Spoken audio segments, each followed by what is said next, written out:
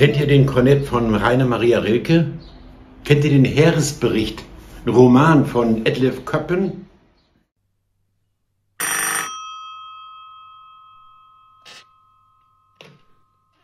Hallo?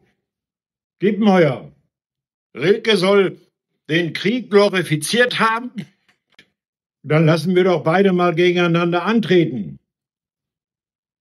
Rilke und wie hieß nochmal Ihr Mann? Der junge, hoffnungsvolle Schriftsteller, Lyriker Etlef Köppen.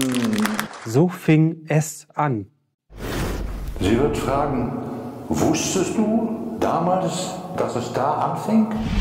Helsinger, Boll, Mensch, Boll! Tot.